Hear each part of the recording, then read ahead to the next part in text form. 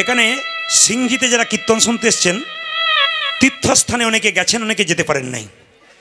অনেকের টাকা নেই তাই যেতে পারেন নাই, অনেকের সময় নাই তাই যেতে পারেন নাই। যদি কেউ তীর্থস্থানে যেতে না পারেন, কয়েকটা উপায় বলে দিই, তীর্থস্থানে ফল আপনি পাবেন। প্রথম উপায়টা কি, কেউ যদি একাদশী পালন করতে পারে সমস্ত তীর্থের ফল কিন্তু সে লাভ করতে পারে। আপনি তীর্থে যেতে পারলেন না, কিন্তু একাদশী পালন করতে পারলেন, আপনার তীর্থের ফল কিন্তু লাভ হয়ে গেল। একটু হাত তুলে দেখান তো মায়েরা, কারা কারা একাদশী করেন, বাবারা কারা কারা করেন, বলে হারি সুন্দর হাত নামান। আচ্ছা, কিছু মনে করবেন না, মুসলিম সমাজে 30 দিনের মধ্যে এদিকে তাকান 30 দিন রোজা করে, সকাল ভোর 4টে থেকে সন্ধ্যে 6টা পর্যন্ত জল পর্যন্ত খায় না। আর আমাদের একাদশী যদি 15 দিন পরে হয়, তো যে মা করে সেই দিন সারাদিন দরজায় বসে থাকে। অনেক মেয়ে জিজ্ঞেস করে, দিদি তুমি দরজায় বসো না, আজকে দরজায় বসে আছো, আজ আমার একাদশী। কি দুঃখ করে বলছে। আবার বলছে তাহলে দরজায় কেন বসে আছো? ছেলেটা বাজার গেছে, এখনো কিছু খাবার আনে নাই, তাই বসে আছে। মানে কিছু মনে করবেন না, একাদশীর দিনে খাবার চিন্তা করতে নেই, কিন্তু অনেকে ফোন করে বলে, প্রদীপবাবু একাদশী করলে কি কি খেতে পাবো বলুন তো। মানে কি কি খেতে পাবো না সে নয়, কি কি খেতে পাবো বলুন, মানে খাওয়াটা আগে আর কি। কিছু মনে করবেন না মায়েরা, একটা মেশিন যেমন 7 দিনে কোম্পানির মেশিন কারখানাতে বন্ধ থাকে, একদিন রেস্ট দেওয়া হয়। বিজ্ঞান বলল, সায়েন্স বলল, মেডিকেল সায়েন্স বলল, যদি আপনারা কেউ মাঝে মাঝে উপবাস দিতে পারেন, আপনাদের এই জায়গাটা রেস্ট পেলে আরও দীর্ঘায়ু হতে পারে। প্রত্যেকটি কথা যেগুলো করে গেছেন মহাজনরা সব কিন্তু বিজ্ঞান ভিত্তিক। তাই আপনাদেরকে বলবো, যারা একাদশী করেন না তাদের জন্য বলবো, আপনারা একাদশী করুন। সিংহি গ্রামের প্রত্যেকটি মাকে বাবাকে অনুরোধ হইল, প্রত্যেকটি ছেলে মেয়েকে অনুরোধ হইল, আপনারা একাদশী করুন। মালদা জেলাতে গান করতে গিয়ে দেখি যে মেয়েরা ক্লাস 9-এ পড়ে, 10-এ পড়ে, 11-এ পড়ে, কলেজে পড়ে, সেগুলো পর্যন্ত একাদশী করে বসে আছে।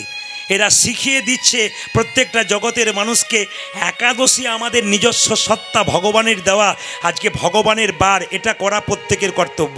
এই দিয়ে তাকাবেন মায়েরা, একাদশী কত বছর থেকে করা যায়? 8 থেকে 80 বছর পর্যন্ত করা যায়।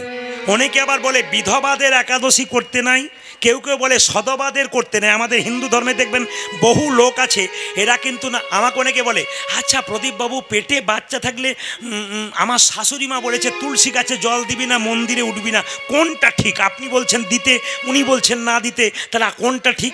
আমি বললাম পেটে বাচ্চা থাকলে ডাক্তারের কাছে যাও না পাড়ার লোকের কাছে যাও? বলছে ডাক্তারের কাছে যাই। তাহলে ডাক্তারের কাছে আসুন, যারা বইপত্র নিয়ে পড়াশুনো করে তাদেরকে জিজ্ঞেস করুন, জিজ্ঞেস করলে সফল হবেন। যাকে তাকে জিজ্ঞেস করলে তো আপনার কোনো কাজ হবে না, সঠিক জায়গায় জিজ্ঞেস করতে হবে। একাদশীর দিনে 5টা জিনিস বারণ: চাল, গম, জব, সরিষা তেল, মানে সরিষা ডাল। ডাল খেতে পারবেন না, চাল খেতে পারবেন না, গম খেতে পারবেন না, সরিষার তেল খেতে পারবেন না, সরিষার তেল মাখতে পারবেন না। তাহলে কি করবেন সবাই শুনে রাখুন, সরিষার তেল আপনি মা মেখে আপনি নারকেল তেল মাখবেন। আপনি কি খাবেন? সন্দক লবণ খাবেন, এই লবণ খেতে পাবেন না। আপনি একটা সবজি করতে পারেন, নির্জলা একাদশী করতে পারলে খুব ভালো। যদি নির্জলা করতে না পারেন তাহলে ফল খাবেন, দুধ খাবেন, সবজি খাবেন। কি সবজি খাবেন না, কুমড়ো দিয়ে, পেঁপে দিয়ে, আলু দিয়ে, একটা পেঁপে দিয়ে সবজি করতে পারেন, এটা খেতে পারেন। এটা হচ্ছে দ্বিতীয় মধ্যম একাদশী। আমি একবার মালদা জেলায় গিয়েছিলাম, তো আমাকে যে বাড়িতে মাসা বললো, প্রদীপবাবু আজ তো একাদশী। বলে হ্যাঁ। তো বললাম একাদশী দিনে বেশি খাবার খেতে নেই, যতটা কম খাবেন তত ভালো। একাদশী দিনে যত কম খাবেন, মানে পেটটাকে 4 ভাগ করলে 2 ভাগ খাবেন, 1 ভাগ জল খাবেন, 1 ভাগ ফাঁকা রাখবেন। এটা প্রত্যেক দিনের নিয়ম, ডায়েট। কিন্তু একাদশীর দিনে একবারে যত কম খাবেন তত ভালো। আমাকে সেদিন 4 গ্লাস দুধ, 4 রকমের পায়েস, 4 রকমের সবজি, 4 রকমের ফল, 1 থালা ফল দিয়েছে। মেয়েটি বলছে বিশেষ কিছু দিতে পারলাম না। বললাম 30 দিন যদি এরকম হয় তাহলে কোনোদিন আমি একাদশী ছাড়বো না। যা দিয়েছে আর কি। নির্জলা একাদশীর নাম হচ্ছে উত্তম একাদশী, আর ফলমূল খেয়ে একাদশী মধ্যম একাদশী। আর আমাকে যেটা দিয়েছিল উত্তম নয়, মধ্যম নয়, ধমাধম একাদশী। অনেকে আবার দেখবেন বলে একাদশীর দিনে রুটি খেতে হয়, অনেকে বলে ওটাই আটা খেতে হয়, বলে আটা নয়, একাদশী নয়, ওটা আটাদশী হয়ে যায়। তাই আটাদশী যেন না হয়, একাদশীর নিয়ম বলে দিই। আগের দিনে রাত্রিবেলায় আপনারা ব্রাশ করে নেবেন, কারণ পেস্টের মধ্যে লবণ থাকে। সকালে লবণ দিয়ে ব্রাশ করলে পেস্টের মধ্যে লবণ থাকে, সে ব্রাশ করলে আপনার একাদশী হলো না। জিভ ঝুলতে গিয়ে জিভ কেটে গেলে আপনার একাদশী হলো না। ওই জন্য বারবার বলবো এই তত্ত্বগুলো শুনে একাদশী করুন। 8 থেকে 80। অনেকে বলে দাদা অসুবিধা কিছু নেই, ওষুধ খাই, দিনের মাথায় 3টে, একাদশী করতে পারবো না। করতে পারবেন না, একবারে করতে পারবেন। অনেক মায়েরা বলে বাবা তুমি তো জানো মায়েরা 4 দিন অসহজ অবস্থায় থাকে, রজস্বল অবস্থায়, একাদশী করতে পারে না? 100% করতে পারবে, একবারে করতে পারবে একাদশী। আচ্ছা বাড়িতে কেউ মারা গেলে একাদশী করা যায়? হ্যাঁ, 15 দিন অসহ্যের মধ্যে আমি একাদশী করতে পারেন। একদিন 15 দিন অসহ্য চলছে, একাদশী পড়ে গেল, আপনি একাদশী করতে পারেন। শুধুমাত্র শ্রাদ্ধের দিনে একাদশী করা যাবে না, শ্রাদ্ধের পরের দিনে আপনি করে নেবেন। একাদশীর বিরাট মাহাত্ম্য আছে, যদি কেউ করতে পারে তার লাভ আছে। মায়েরা, কৃষ্ণমণ্ডলের স্ত্রী দুরিকা দেবী তার পা দুটো ধুয়ে দিল স্বামী, পায়ে প্রণাম করলো, প্রত্যেকদিন সকালে করে। কিছু মনে করবেন না, সিঙ্গি গ্রামে কীর্তন করতে এলাম, এত মা কীর্তন শুনছেন, একটু বলবেন তো সকালবেলায় স্বামীকে কে কে পা ছুঁয়ে প্রণাম করে? দাদারা ভাবছে এতদিন পরে আপনি আমাদের হয়ে বললেন, কেউ বলে না। এই দিকে তাকান, কৃষ্ণমণ্ডলের স্ত্রী দুরিকা কিন্তু প্রত্যেক দিন সকালবেলা দাঁড়ান সকালবেলায় প্রণাম করে। আজকে প্রণাম করেছে, পাটা ধুয়ে দিয়েছে। কিছু মনে করবেন না, আপনারা কিন্তু কীর্তন শুনে, আজকে কীর্তন শোনার পর কাল সকালবেলা থেকে স্বামীগুলো পা ছুঁয়ে দেবেন, পা ধুয়ে দেবেন। দাদারা একটু পাগুলো ধুয়ে শোবেন, কাল সকালে প্রণাম হবে আপনাদের। না দুরিকা দেবী যেটা করতো, কিছু মনে করবেন না, যদি তীর্থস্থান থেকে কেউ ফিরে আসে, আমার দিকে তাকান, ফল কী লাভ করবেন? আপনাদের সিঙ্গি গ্রামে কোনো ব্যক্তি যদি তীর্থস্থানে ফিরে আসে, বয়স্ক মানুষ, তাকে গিয়ে প্রণাম করবেন, মাথায় হাত দেবে, আপনি কিছুটা ফল পেয়ে গেলেন। আপনার বন্ধু গেছে তীর্থস্থানে, একটু আলিঙ্গন করলেন, ব্যাস আপনি কিছু পেয়ে গেলেন। একটা বাচ্চা তার মায়ের কোলে গেছে, কোথায়? তীর্থস্থানে, আপনি তাকে কোলে করে আদর করলেন, আপনি ফল পেয়ে গেলেন। দুরিকা দেবী প্রণাম করলো। মায়েরা, স্বামীর সঙ্গে স্ত্রীর কি সম্পর্ক, শুধুই কি প্রণাম করেছে? একটু তাকাবেন, আমি আপনাদের শাস্ত্র থেকে প্রমাণ দেবো। আমি আগে বলে নিই, তারপর কথাগুলো কিন্তু আমার নারকেলের মতো, ওপরটা শক্ত, ভেতরে শ্বাসজল আছে। বাইরেটা শুনতে কেমন, ভেতরে তত্ত্ব আছে। আপনার স্বামী আপনার কে হয়? আমি বলবো, আপনারা হ্যাঁ বলবেন। স্বামী আপনাদের গুরু হয়, জোরে বলুন হা না। জোরে বলুন। দাদারা বলছে কি যে হয়, ঘরে না গেলে বুঝবেন না। আচ্ছা, স্বামী আপনার দেবতা হয়, হ্যাঁ না বলুন। যাক, অন্য জায়গায় হ্যাঁ হুঁ পাই না, আপনাদের যে পাচ্ছি তার জন্য প্রণাম জানাই আপনাদেরকে। আপনার স্বামী আপনার রোগের ওষুধ হয়, আপনার স্বামী আপনার বাবা হয়, আপনার স্বামী আপনার ভাই হয়, আপনার স্বামী আপনার ছেলে হয়। অনেকে কিন্তু দুটোতে আছে। মানে ভোটের সময় দেখবেন কিছু কিছু ব্যক্তি আছে দুপক্ষেই মুড়ি খায়, কাকে যে ভোট দেয় কেউ জানে। সেরকম দেখবেন দু পার্টি দু চারজন দেখবেন স্বামী বাবা হয়, ভাই হয়, মানে হ্যাঁ হতে পারে, না হতে পারে, টিকমার্ক দিতে পারছে। সবাই তাকাবেন, স্বামীকে হয়, বাবা হয়। কেন? একটা প্রমাণ দিয়ে দিই আপনাদেরকে। বাবা যদি ভালো হয়, মা যদি ভালো হয়, সন্তান ভালো হয়। এপিজে আব্দুল কালাম রাষ্ট্রপতি, যিনি চলে গেছেন আমাদের ছেড়ে, তিনি বলেছেন একটা মা 100টা স্কুলের সমান, একটা বাবা 100টা শিক্ষকের সমান। আমার দুটি কন্যা, একটি ভাগ্যলক্ষ্মী, একটি শুভলক্ষ্মী। দুজনেই এখন ওরা পড়াশুনো করছে। কিন্তু আমি যখন বাড়ি যাই, তখন আমি কোনো কিছু পড়াশুনো করলে, লিখলে, লাল দাগ দিলে পেছনে ওটা বসে থাকে ছোটটা। তারপর আমি উঠে গেলেও দেখে বাবা কি কি লিখলো, কি কি করলো, এগুলো দেখে। তো কেউ যদি প্রশ্ন করে তোমার বাবা আছে, বলে হ্যাঁ আছে। বাবাকে একবার ফোনটা দাও, ও তখন জিজ্ঞেস করে কি বলছেন বলুন না। এই জিনিসটা একটু জানতে চাইছিলাম, আমি বলে দিচ্ছি। ও কিন্তু কিছু কিছু প্রশ্নের উত্তর দিয়ে দেয়, আমি শুনতে পাই, সঠিক দেয়। কেন? বাবা আলোচনা করে, মেয়ে আলোচনা করে। প্রমাণ দিলাম কেন? বিষ্ণুপ্রিয়া সনাতন মিশ্রের কন্যা, নিমাই পণ্ডিতের স্ত্রী। তো নিমাই যেদিন সন্ন্যাস নেবে, বিষ্ণুপ্রিয়াকে বলল, প্রিয়া তুমি বাপের বাড়ি চলে যাও। বিষ্ণুপ্রিয়া বলল, স্বামী এটা কি বাপের বাড়ি নয়?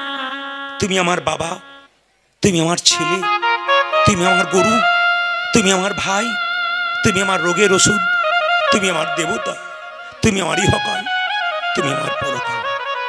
যারা কীর্তন শুনছেন ভাব দিয়ে শুনবেন। বয়স্ক বাবার এসছেন, গ্রন্থটির নাম বলে দিলাম, চৈতন্য চরিতামৃত নয়, চৈতন্য চরিত গ্রন্থ। শুনবেন, যে যেখানে বসে আছেন, অনেক বয়স্ক বাবাদের জন্য এটা দিলাম। চৈতন্য চরিত গ্রন্থ সবার ভালো লাগবে, একটু শুনে রাখুন মায়েরা। বিষ্ণুপ্রিয়া, নিমাই যখন 24 বছর বয়স সন্ন্যাস নিল, বিষ্ণুপ্রিয়ার বয়স ছিল মাত্র 14 বছর। তাকাবেন আমার দিকে। একটা 14 বছরের মেয়ে আপনাদের সিঙ্গি গ্রামে কোন ক্লাসে পড়া উচিত? ক্লাস 9-এ পড়া উচিত। এই মেয়েটা শিখিয়ে দিল স্বামী ভক্তি কাকে বলে। বিষ্ণুপ্রিয়ার নাম ইতিহাসে স্বর্ণাক্ষরে লেখা আছে, স্বামীকে কেমন করে ভালোবাসতে হয়। আজকালকার মেয়েরা এমএ বিএ পাস করছে, অনেক কিছু ডেজিগনেশন নিচ্ছে, কিন্তু কিছু মনে করবেন না, এখনো শিক্ষা দীক্ষা হয় না। কেন? আধ্যাত্মিক চেতনা জাগে না। যতক্ষণ না পর্যন্ত আমাদের মধ্যে আধ্যাত্মিক আধ্যাত্মিক চেতনা না জাগবে ততক্ষণ কৃষ্ণ কৃপা পাবেন না, শান্তি পাবেন না। পাশ্চাত্য শিক্ষাকে গ্রহণ করে খাটো খাটো পোশাক পরে রাস্তা দিয়ে নির্লজ্জের মতো পেরোবেন, বয়স্ক বাবারা কাকারা দেখবে নির্লজ্জের মতো আপনি পেরোচ্ছেন। আপনি চিন্তা করবেন, আপনি যদি খাটো পোশাক পরে রাস্তা দিয়ে পেরোন তবে আপনার পরবর্তী প্রজন্ম বাচ্চাকে আপনি কি শিক্ষা দেবেন? ওই বয়স্ক মানুষগুলো আপনাদের দেখে লজ্জায় ঘেনায় মাথা ঘুরিয়ে দেয়, এমন কাজ করবেন কেন আপনারা? আমি বারবার বলতে চাই, অনেক মেয়ে বলে খাটো পোশাক পরে আপনি জানেন না আমরা আধুনিক হতে যাচ্ছি। বললাম তোমার চাইতে আধুনিক আমাদের পাড়ার কুকুরগুলো, ও কাপড়ই রাখে না। এই জন্মে তুমি মানুষ জন্ম পেয়ে কাপড় পেয়েছো, রাখতে পারলে না, ভগবান বলল পরের জন্মে তোমার কাপড় পাবার চান্স থাকবে না। তুমি ওই কুলে জন্মগ্রহণ করবে যে কুলে কাপড় পরার দরকার হয়। শুনবেন, মন দিয়ে শুনবেন দামি দামি কথাগুলো। আগেকার মায়েরা, এখনো আপনাদের সিঙ্গি গ্রামে অনেক মা আছে, সকালবেলায় ঘুম থেকে উঠে গাভীটাকে ঘর থেকে বের করে, গোয়াল থেকে বের করে বাছুরটাকে বেঁধে দেয়, স্নান করিয়ে দেয়, খাবার খাইয়ে দেয়। এমনও মেয়ে আছে সকালবেলায় কুকুরটাকে নিয়ে নাচানাচি করে।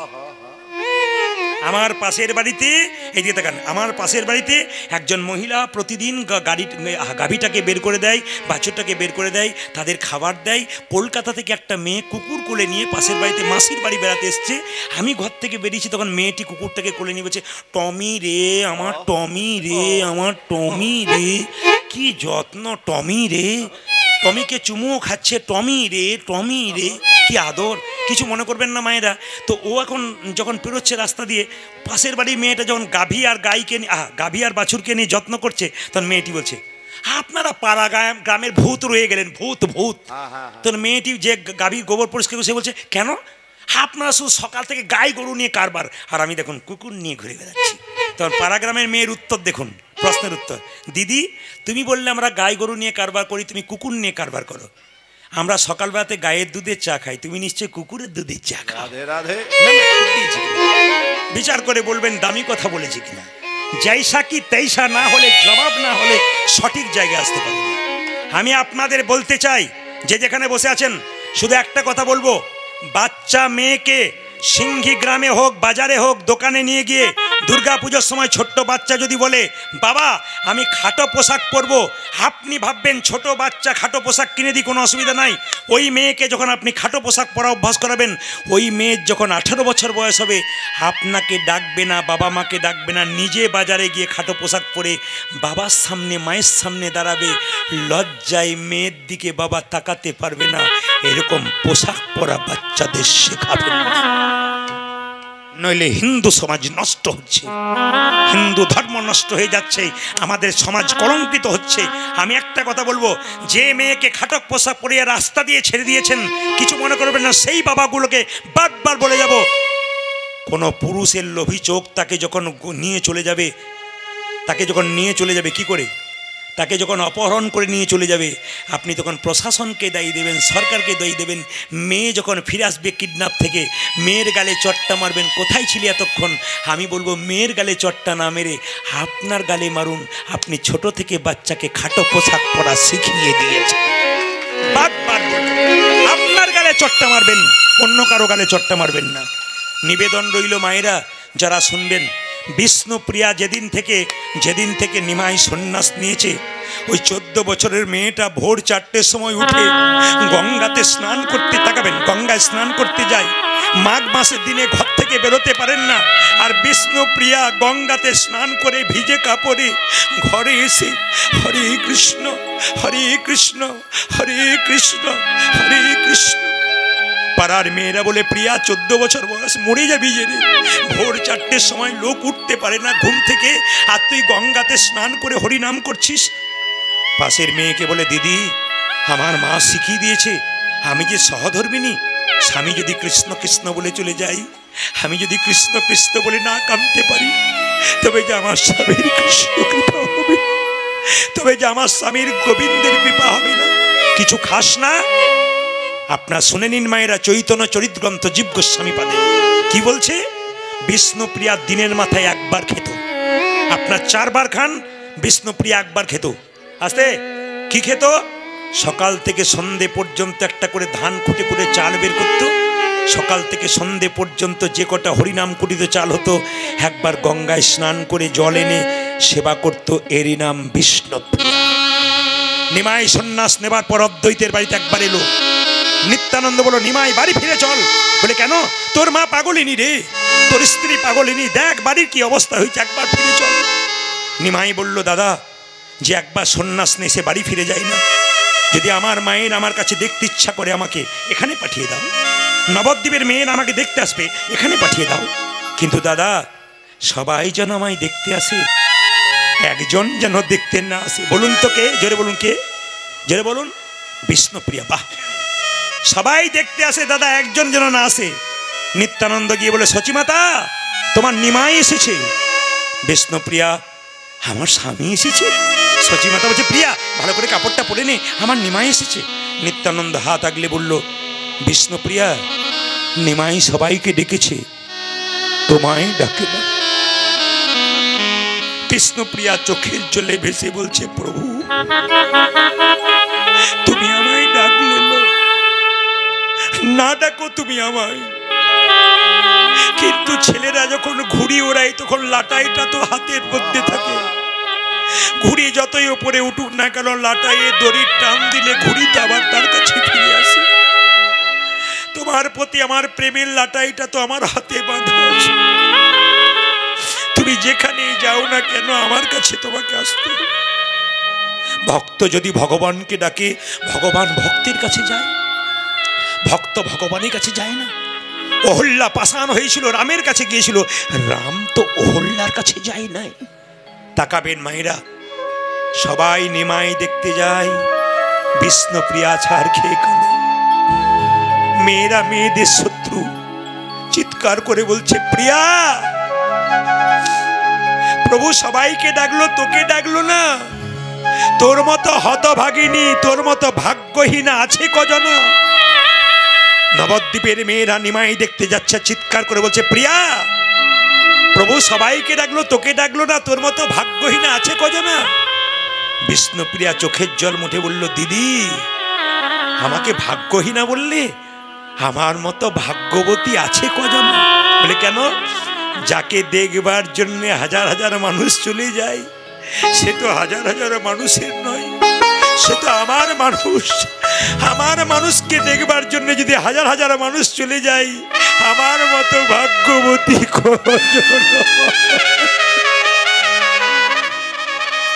তুই যাবি না? কেন?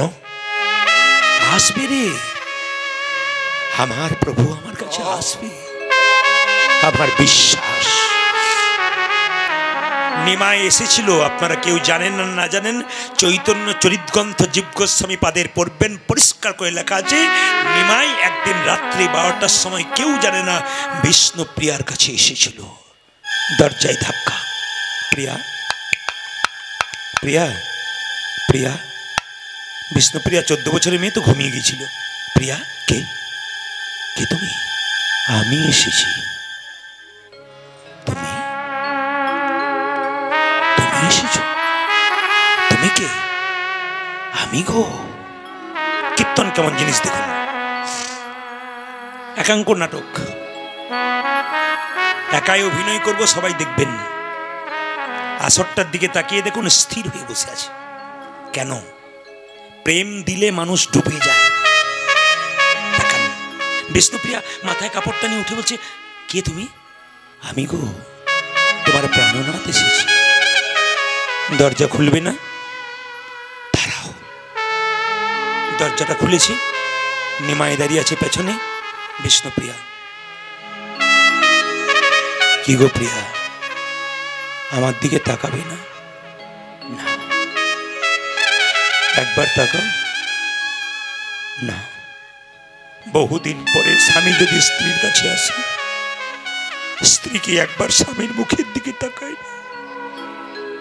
তোমার কি ইচ্ছা হয় না আমি এতদিন পর তোমার কাছে এলাম, তুমি আমার দিকে তাকাবে? নিমাই বলে উঠল, একবার তাকাও।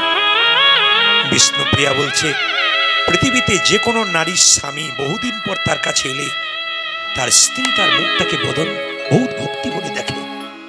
আমারও ইচ্ছা হয় তোমাকে দেখবো, কিন্তু দেখতে পারি না। কেন? শাস্ত্রে বলেছে, সাধু মুখে বলেছে, যে একবার সন্ন্যাস নেয় সে নারী মুখ দেখতে নাই। আমার মতো হতভাগিনীর মুখ দেখিয়ে আমি তোমার সন্ন্যাস ধর্ম নষ্ট করতে চাই। নিমাই বলল, প্রিয়া, তোমার মতো পত্নী যদি ঘরে ঘরে হয়, প্রতিটি পতি গোবিন্দের চরণ পাই, কিছু চাইবে না? না। বহুদিন পরে স্বামীর কাছে স্ত্রী, স্ত্রীর কাছে স্বামী এলে কিছু চাওয়া থাকে না? বললাম তো না। তুমি কিছুই চাইবে না? বিষ্ণুপ্রিয়া বলল, একটা প্রশ্ন ছিল তোমার কাছে। কি? যে তোমাকে ডাকে সে তো কষ্ট পাই কেন? যে ভগবানকে ডাকে থেকে বারবার চোখের জলে কাঁদতে, চুপ করে থেকো না প্রভু, উত্তর দিয়ে যাও। সারা জীবন যদি আমি কেঁদে কেঁদে বললাম, তবে তোমার সঙ্গ, তোমার চরণ পাবো কি করে? নিমাই বলে উঠল, প্রিয়া, এই জন্যে তুমি আমার সহধর্মিনী, তোমার জন্যই তো আমি ওপরে উঠতে পেরেছি। তাকাবেন আমার দিকে। 365 দিনের মধ্যে 330 দিন বাইরে থাকি। আমাদের স্ত্রীরা বলতে পারে না 330 দিন বাইরে আছো? নারী যদি নারীর মতো হয়, পুরুষ ওপরে ওঠে। নারী আনারী হলে পুরুষ নিচে নেমে যায়। নারী ছিল পদ্মাবতী, জয়দেবকে গোবিন্দ চরণ পাইয়ে দিয়েছিল। নারী ছিল চিন্তামণি, পতিতলে বাস করে বিল্লমঙ্গলকে কৃষ্ণ চরণ পাইয়ে দিয়েছিল। নারী ছিল রামী, রজকিনীর মোহে ব্রাহ্মণকে ভালোবেসে পদকর্তা তৈরি করেছিল। আপনাদের কাছে নিবেদন রইল, নারী নারীর মতো হওয়া দরকার। কিছু চাইবে না? না। কেন চাইবে না প্রিয়া? বিষ্ণুপ্রিয়া বলল, জগৎপতিকে যে প্রতিরূপে পেয়েছে তার আবার চাইবার কি আছে? ভগবানকে যে প্রতিরূপে পেয়েছে তার আবার কিছু চাইবে না। দেবে যদি একটা জিনিস দাও। কি? তোমার এই খরম যুগল। কি করবে? এই খরম যুগলে নিয়ে নবদ্বীপে তোমার মন্দিরে আমি কেঁদে কেঁদে, তুমি যেমন জগন্নাথ মন্দিরে বিলীন হয়ে যাবে, আমি সেরকম বিলীন হয়ে যাব। ওই জন্য মায়েরা, স্বামী বাবা হয়, স্বামী ছেলে হয়। বিষ্ণুপ্রিয়া বললে, তুমি যেমন, নিমাই বলল, কখন স্বামী বাবা হয়, কখন স্বামী ছেলে হয়? তুমি কি বোঝাচ্ছ আমাকে? আমি পণ্ডিত, আমি বুঝলাম না, তুমি বুঝলে কি করে? বিষ্ণুপ্রিয়া বলছে, আমার বাবা আমাকে শিখিয়ে দিয়েছে, স্বামী কখন বাবা হয়। অন্নদানে পিতা সম, রতিদানে পতি। অন্নদানে পিতা সম, রতিদানে পতি। অন্নদানে পিতা সম, রতিদানে পতি। মেয়েদের যখন বিয়ে হয় না, অন্ন জোগাড় করে কে? মেয়েদের বিয়ে হয় না, অন্ন জোগাড় করে কে? বাবা। আর বিয়ে হলে কে জোগাড় করে? স্বামী। স্বামীকে অন্নদাতা পিতা। অন্নদানে পিতা সম, রতিদানে পতি। অন্নদানে পিতা সম, রতিদানে পতি। পিণ্ডদানে পুত্র সম, অগতির গতি। পিণ্ডদানে পুত্র সম, অগতির গতি। বলুন, রাধা রানী কি? মায়েরা, জগন্নাথের কৃপায় তার গর্ভে সন্তানেরও দুরিকা দেবীর গর্ভে। সেই সন্তানটা পূর্ণ হলো কবে মায়েরা? 10 মাস 10 দিন পরে। সবাই মাথায় কাপড়টা নিন। দুরিকা দেবীর সন্তান জন্ম নিচ্ছে, লীলার নাম দুঃখী কৃষ্ণ দাস। সে দুঃখী মণ্ডল জন্ম নিচ্ছে। সবাই মিলে একসঙ্গে একসঙ্গে মায়েরা, একসঙ্গে। লীলাটির নাম কি? দুঃখী কৃষ্ণ দাস, অদ্বৈত প্রভুর দ্বিতীয় জন্ম। একসঙ্গে সবাই মিলে, ধারেন দাতে জন্মিল দুঃখী মণ্ডল। কৃষ্ণ মণ্ডল এবং দুরিকা দেবীর সন্তান জন্ম নিচ্ছে। সবাই লক্ষ্য করুন, জন্ম নিচ্ছে। ধারেন দাতে জন্মিল দুঃখী মণ্ডল। জন্ম নিল রে।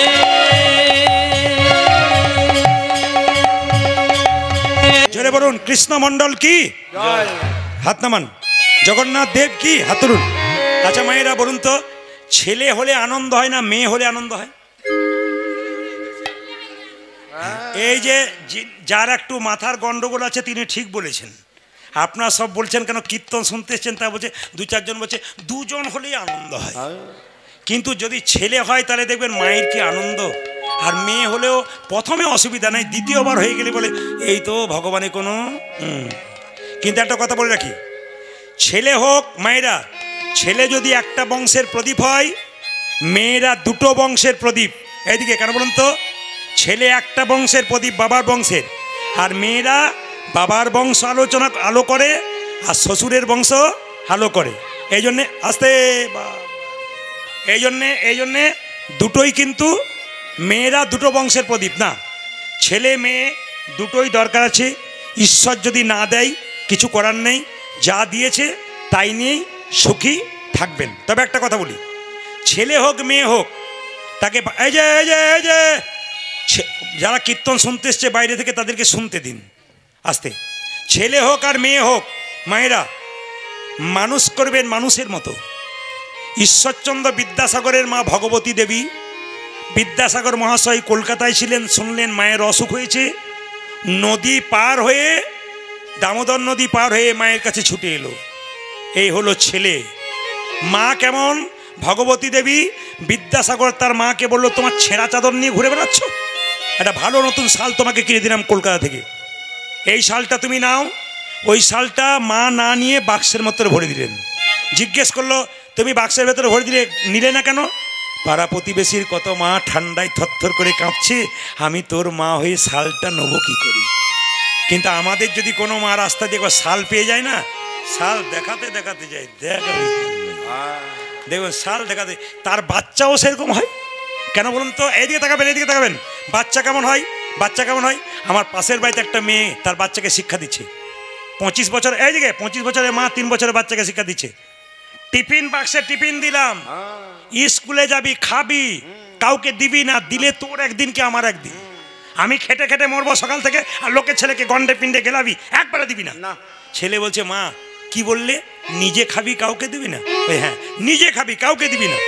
নিজে খাবো কাউকে দেবো না, নিজে খাবো কাউকে দেবো না, নিজে খাবো। ছেলে খালি কান মুলছে বলছে। ছেলে বড় হলো, পড়াশোনা করলো, চাকরি করলো, বিয়ে হলো, নিজে খেলো, বউ খেলো, বাবা মাকেই দিল। আপনি তৈরি করে দিলেন তো?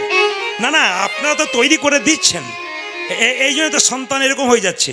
তো মায়েদেরকে বলে রাখি, যে যেখানে বসে আছেন মন দিয়ে শুনবেন, যে যেখানে বসেছেন, মায়ের পেটে বাচ্চা থাকাকালীন মায়ের চলা যেমন হয় বাচ্চার চলা তেমন হয়, মায়ের বলা যেমন হয় বাচ্চার বলা তেমন হয়। অনেক মা বলে, বাবারে আমার ছেলেকে ধন্যি দেওয়া যায়, খালি মোবাইল ফোনটাকে নিয়ে বসে আছে। আপনার দোষ আছে। কিসের দোষ আছে? পেটে যখন বাচ্চা থাকে ডাক্তারের কাছে যান, ডাক্তার কি বলে? বাড়ি চলে যাও, ওষুধ দিলাম, 3 মাস পর ফের আসবে, বাড়িতে শুয়ে থাকবে, ঘাড়ে বালিশ, পায়ে বালিশ। ডাক্তারবাবু বাচ্চা মোটা হবে পেটে, তখন কি করব?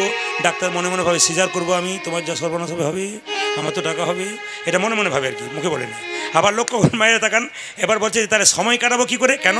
স্ক্রিন টাচ মোবাইল নাই? বলে হ্যাঁ আছে, স্ক্রিন টাচ মোবাইল দেখে সারাদিন কাটাই। বাচ্চা যখন জন্ম নেয় তখন এদিক ওদিক তাকাই, মা বলে, বাবার দিদি দেখে যা আমার ছেলে কি তাকাচ্ছে, কি খুঁজে খুঁজে বেড়াচ্ছে, কিছুই খুঁজে নাই, কি খুঁজছে? স্ক্রিন টাচ মোবাইল খুঁজে খুঁজে বেড়াচ্ছে। এই জন্য এখনকার বাচ্চাগুলো সব স্ক্রিন টাচ মোবাইল। মাগুলো বলে, বাবারে আমি চালাতে পারি না, এর কি চালানোর কাহিদা? হ্যাঁ, না না, এটা কীর্তনে যে কি মজা আছে, আপনারা যত রাত বাড়বে তত খেল বাড়বে। যেরকম রাধা রানী কি, শ্যাম সুন্দর কি। আচ্ছা বলুন তো, এবার শাস্ত্রের দিকে যাই। বাচ্চা জন্ম নিলে বাচ্চার মুখে কি দিন? জোরে বলুন। মধু। নিম পাতা কেউ দেন না নিশ্চয়ই। তাহলে মধু দেওয়া হয় কেন? আপনাদের বিশ্বাস আছে ছেলে নাকি বড় হয়ে মিষ্টি মিষ্টি কথা বলে। হাত তুলে বলুন তো, কার ছেলে বড় হয়ে মিষ্টি মিষ্টি কথা বলে? খোকা গামছা দিই, চুপ করা, বড় হলে হয়।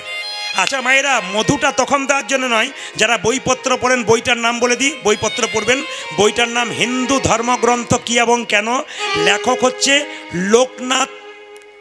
লোকনাথ গোস্বামী। তিনি বইটা লিখেছেন, তাতে লেখা রয়েছে গভীর গৃহসূত্রকার, পরাশর গৃহসূত্রকার, দুটো বই। গভীর গৃহসূত্রকারে বলল, বাচ্চার জন্ম নেবার আঁতুর ঘর থেকে কতদিন পর নিয়ে যাওয়া হয়? জোরে বলুন। 21 দিন পর নিয়ে গিয়ে কি করে? তাকে স্নান করিয়ে তার মুখে মধু দিয়ে ভগবানকে প্রার্থনা করতে হবে, হে প্রভু আমার ছেলে যেমন মিষ্টি মিষ্টি কথা বলে। কজন বলেছেন? আঁতুর ঘর থেকে নিয়ে হয় নাই। এবার থেকে পরীক্ষা করে দেখবেন, যদি তাই হয় শাস্ত্রের কথা, তাহলে গভীর গৃহসূত্রকার দোষী থাকবে, যদি না হয় শাস্ত্র বলল। এবার লক্ষ্য করুন, একটা বই হচ্ছে পরাশর গৃহসূত্রকার। বাচ্চার অন্নপ্রাশনের দিনে পরমান্ন পায়েস দেবার আগে মুখে মধু দিয়ে ভগবানের যে প্রার্থনা করুন, হে প্রভু আমার ছেলে যেন মিষ্টি মিষ্টি কথা বলে, 100% ছেলে মিষ্টি মিষ্টি কথা বলবে। কিন্তু বাচ্চা জন্মানোর পর মধু দেন কেন? মধু দেন এই জন্যে যে বাচ্চা জন্ম নিয়ে মায়ের দুধ পান করতে পারে না, ওই জন্য কান্নাকাটি করে মধু দিলে যেন কান্নাটা বন্ধ হয়। তা কৃষ্ণমণ্ডলকে বলছে পাড়ার লোকে, তোমার এত অভাব, একটু মধু কিনতে পারো নাই? বলে মধু কেনার পয়সা নেই তো। বলে পরের বাড়ি থেকে ধার করে এনে দাও। তখন কৃষ্ণমণ্ডল বলছে, আগেকার লোকেরা বলে মধু যদি কারো বাড়ি থেকে ধার করে এনে শোধ না দেওয়া যায় তবে তার বাড়ির কুকুর হয়ে জন্ম নিতে হয়। দরকার নেই বাবা, আমি ওই মধু দেবো না। আমার ছেলের কানে কি দেবো জানো? দুই কানে শোনাইল মধুর হরি নাম, দুই কানে শোনাইল মধুর হরি নাম, দুই কানে শোনাইল মধুর হরি নাম, দুই কানে শোনাইল মধুর হরি নামে শোনানো, মধুর হরি নামে শোনানো, হরি নামে শোনানো, মধুর হরি নামে শোনানো, সংসারের কথা শোনার আগে হরি নামে শোনানো, সংসারের কথা শোনার আগে হরি নামে শোনানো। আজকে আপনাদের একটা ভুল ধারণা ভাঙছে, কি বলুন তো? অনেকে কিন্তু তাকাচ্ছে আর ভাঙছে। ভুলটা কি বলুন তো? প্রদীপ পালকে ইউটিউবে দেখি খালি কথাই বলছে, গান করে না। খালি কথাই বলে, গান করে না। না না, এরা যারা ক্যামেরা করছে এরা শুধু ভালো ভালো কথাগুলো তুলে দেয়, গানগুলো তুলে না। তাকান, দুই মধুর হরি নামে শোনালো, হরি নামে শোনানো, হরি নামে শোনালো, হরি নামে শোনালো, সংসারের কথা শোনার আগে হরি নামে শোনালো, সরে কথা শোনার আগে হরি নামে শোনানো। কিছু মনে করবেন না। ছেলে হলে মেয়ে হলে ভগবানের কাছে প্রার্থনা করেন কি?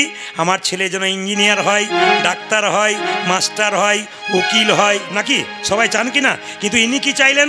আশীর্বাদে করো গো, আশীর্বাদে করো গো, আশীর্বাদে করো গো, আশীর্বাদে করো, কি কি কি যেন ভাগবতে পড়তে পারে, আশীর্বাদে করো, যেন ভাগবতে পড়তে পারে, আশীর্বাদে করো গো। শুনলে চমকে যাবেন, শুনলে চমকে যাবেন। কার একজন বিখ্যাত ডাক্তারের কাছে আমি গিয়েছিলাম, বিরাট সার্জেন। তাকে বললাম, উনি বললেন, প্রদীপবাবু ফেসবুকে আপনাকে সবসময় দেখি। আমি ওনাকে একটা গীতা দিলাম। উনি তখন বলছেন, আমি তো প্রতিদিন গীতা পড়ি। এত ট্রিটমেন্ট করেন, এত ভিড়, এত অপারেশন, এর মধ্যে পড়েন? বলে হ্যাঁ, সকালবেলায় ঘুমতে করে স্নান করে প্রথমে গীতা পড়ি, তারপর চিকিৎসায় যাই।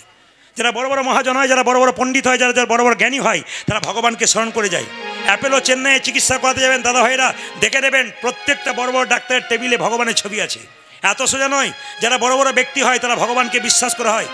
আইজাক নিউটন ভগবানকে বিশ্বাস করতেন। স্যার আইনস্টাইন বিখ্যাত বিজ্ঞানী, তিনি জীবনে আমিষ খান নাই, চিরকাল নিরামিষ খেয়েছিলেন। আমাদের সমাজে একটা দেখবেন ব্যাপার আছে, যদি কোনো মা তার ছেলেকে নিরামিষ খায়, পাশের মেয়েরা বলে তুই এখন থেকে নিরামিষ খাওয়াস না, দেখবি দুর্বল হয়ে যাবে। আপনাদের বলে যায় যদি তাই হয়, তাহলে বিরাট বড় বিজ্ঞানী আইনস্টাইন কি করে দুর্বল হয়ে গেল? দুর্বল হয়ে গেছে। আচ্ছা বলুন, সচিন টেন্ডুলকরকে হারিয়ে একজন বিখ্যাত ব্যাটসম্যান হয়ে গেলেন, পৃথিবীর সেরা রানে, তিনি কে? বিরাট কোহলি। ভালো করে দেখুন, তার স্ত্রী অনুষ্কা আর বিরাট কোহলি দুজনে নিরামিষ খায়। ব্যাটে 6-এর পর 6 মারছে, আপনি পাচ্ছেন না মাংস খেয়ে, আর উনি নিরামিষ খেয়ে মারছেন। তার মানে এর থেকে কি শিক্ষা পেলেন? নিরামিষ কি? এই যে তাকাবেন, যারা আমিষ খায়, মাংস খায়, তাদের সামনের দাঁত আর নিচের দাঁত বড় হয়। যারা আমিষ খায় তারা দেখবেন জল চেটে চেটে খায়, আর যারা নিরামিষ খায় তারা জল দেখবেন দিব্যি খাচ্ছে। তাহলে এখন বলুন তো, যারা মাংস খায় তাদের সামনের দাঁত দুটো বড় থাকে, চিবিয়ে খেতে হয়। আচ্ছা বলুন, কুকুর মাংস খায়, সামনের দাঁত দুটো বড়। আচ্ছা, বাঘ মাংস খায়, সামনের দাঁত দুটো বড়। বিড়াল মাংস খায়, সামনের দাঁত দুটো বড়। মানুষ মাংস খায়, সামনের দাঁত বড়। অনেকে দেখছে, তাহলে আমায় তো খাই, তাহলে বড় হতে শুরু করলো নাকি? না, আপনাদের এটা নয়, জোর করে খাচ্ছেন, এই জন্য তা তো গন্ডগোল। কেন বলুন তো? যে গাড়ি পেট্রোলে চলে তাকে যদি ডিজেল দেওয়া হয় তাহলে ইঞ্জিনের অবস্থা কেমন হয়? যা ধুমো বেরোবে তো। যা আমাদের নয় তাই যদি খাই, আমাদেরও নিতাই গৌর হরিবল হয়ে যায়। তাই কি করলো মায়েরা? আশীর্বাদে করো গো, আশীর্বাদে করো গো, আশীর্বাদে করো গো, আশীর্বাদে করো গো, ভাগবতে পড়তে পারে, আশীর্বাদ করো গো, ভাগবতে পড়তে পারে, আশীর্বাদে করো গো। যেমন বাবা মা হবে তেমন বাচ্চাকে শিক্ষা দেবে। ছেলেটাকে বললো শোন দুঃখী, তোর নাম হলো, আসতে তোর নাম দেওয়া হলো কি? দুঃখী। আচ্ছা, কিছু মনে করবেন না বাবা, যে যেখানে বসে আছে একটু মন দিয়ে শুনবেন, কীর্তনের রস আছে, মজা আছে। ছেলের নাম রাখলো কি? দুঃখী মণ্ডল। দুঃখের সংসারে জন্ম নিয়েছে বলে। আমি আপনাদের বারবার অনুরোধ করে যাব, সিংঘি গ্রামে কাশিরাম দাসের জন্ম, বিখ্যাত কবি, বিখ্যাত পণ্ডিত মানুষ, তার জন্ম। তার জায়গাতে আপনাদের বলে যাব, আপনার ছেলে মেয়ের নাম কাশিরাম দাস, নামটা শুনুন। আপনাদের মাটিতে ছেলে মেয়ের নাম ভালো রাখবেন। অজামিল ভাগবত বলল, চোর ছিল, চরিত্রহীন ছিল, ডাকাত ছিল, মাতাল ছিল, তার স্ত্রী ছেলের নাম রেখেছিল নারায়ণ। অজামিল নারায়ণ বলতে বলতে একদিন স্বর্গে গিয়েছিল, চুরি করলেও। আপনাদেরকে বলে যে একটা কথা, ছেলের নাম কৃষ্ণ বিষ্ণু রাখলে দিনের মাথায় 10 বার কৃষ্ণ বলবেন, 9 বার আদর করবেন, 1 বার গাল দেবেন, 9 বার তো ভালোবাসবেন। তবে বলে রাখি, আপনারা কিন্তু আপনাদের ছেলে মেয়ের নাম ভগবানের নামের সঙ্গে রাখবেন। আপনারা আমাকে ইউটিউবের মাধ্যমে দেখছেন ক বছর? 5 থেকে 6 বছর। জোরে বলুন হ্যাঁ না না।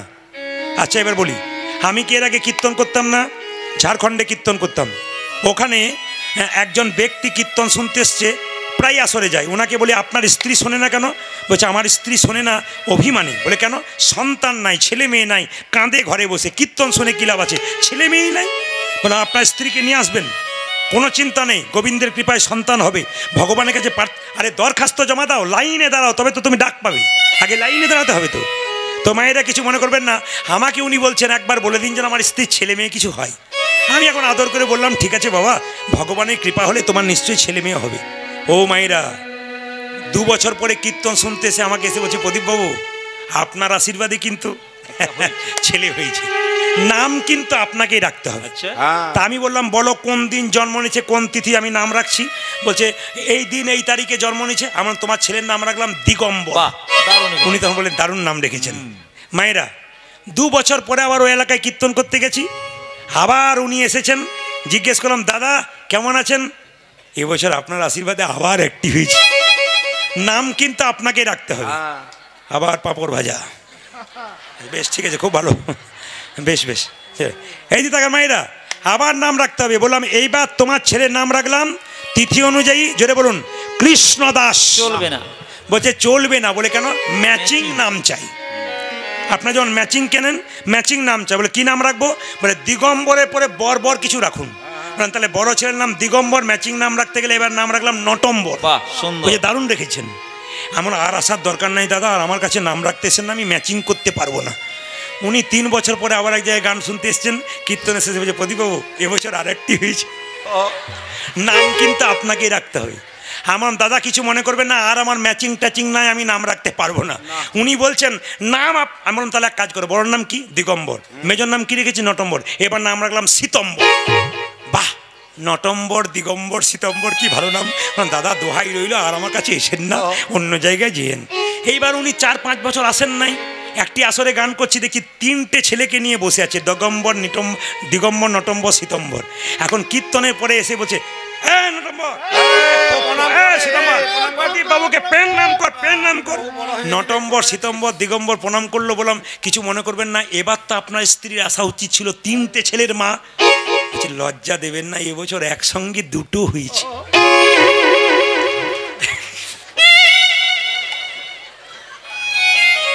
কীর্তনে যে কি মজা আছে, না শুনলে বুঝতে পারবেন না। এইদিকে মায়েরা, আমি বললাম দাদা আমি আর নাম রাখতে পারবো না, নাম আপনাকে রাখতেই হবে, নাম রাখা চাই। শেষে আমি খেয়ে দিয়ে বাড়ি যাব, আমার গাড়ির গেট টানে দাদা নাম রেখে দিন। আমার দাদা দেখুন কিছু মনে করবেন না, দিগম্বর, নটম্বর, সীতম্বর আমার আর মনে পড়ছে না, বর কিছু মনে পড়ছে না, আমি খারাপ কিছু নাম রেখে ফেলবো। বলছে না আপনি যা নাম দেবেন সেইটাই হবে। আমি তখন গেটটাকে বন্ধ করতে বললাম, বন্ধ করতে বললাম বড়র নাম দিগম্বর, মেজর নাম নটম্বর, 3 নম্বর সীতম্বর। এবার 2টোর নাম রাখলাম নভেম্বর আর ডিসেম্বর। উপায় তো নাই। মায়েরা, ছোট্ট ছেলের নাম রাখলো কি? দুঃখী মণ্ডল। ছোট্ট দুঃখীকে তার বাবা বলল তোকে এমনি পাই নাই, জগন্নাথ মন্দিরে কৃপা করে পেয়েছি। ওরে দুঃখী, তুই বৃন্দাবনে যাবি, গোবিন্দের চরণ পাবি, তার আগে তোকে নবদ্বীপে গিয়ে গুরু কৃপা পেতে হবে। ছোট্ট দুঃখী বলছে তাহলে বাবা আমি যাব? বলে হ্যাঁ। রাত্রিবেলায় বাবা মা যখন শুয়ে আছে, 5 বছরের দুঃখী বাবা মাকে দূর থেকে প্রণাম করে বলছে বাবা আমি চলে যাই, আমি চলে যাই, দাও বিদায়। আমি চলে যাব,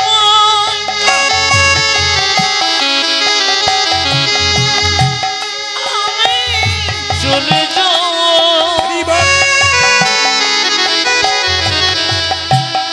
দাও গবি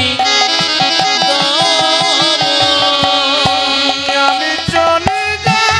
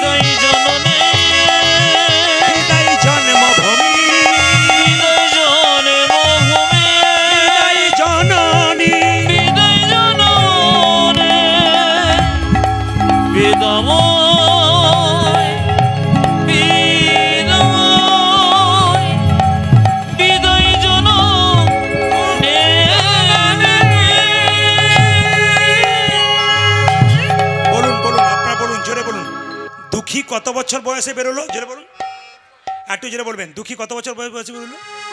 যে ঘুমাচ্ছে সে বলুন ক বছর? বলুন। ক বছরে বেরোলো মায়েরা? 5 বছরে। গেল কোথায়? নবদ্বীপের মাটিতে পা দিয়েছে। যাকে দেখছে তাকে জিজ্ঞেস করছে, ও দাদু এটা কি নবদ্বীপ? ও দাদু এটা কি নবদ্বীপ? ছোট্ট 5 বছরের ছেলে বলছে। তখন একজন বয়স্ক লোক বলছে, এই ছেলে নবদ্বীপ করছিস কেন? ভিক্ষা নিবি? ভিখারি ছেলে ভিক্ষা নে, আবার নবদ্বীপ করছিস কেন? ছোট্ট ছেলে বললো, আমাকে ভিখারি বললি? আমি টাকা পয়সার ভিখারি নই। আমি কিসের ভিখারি জানো?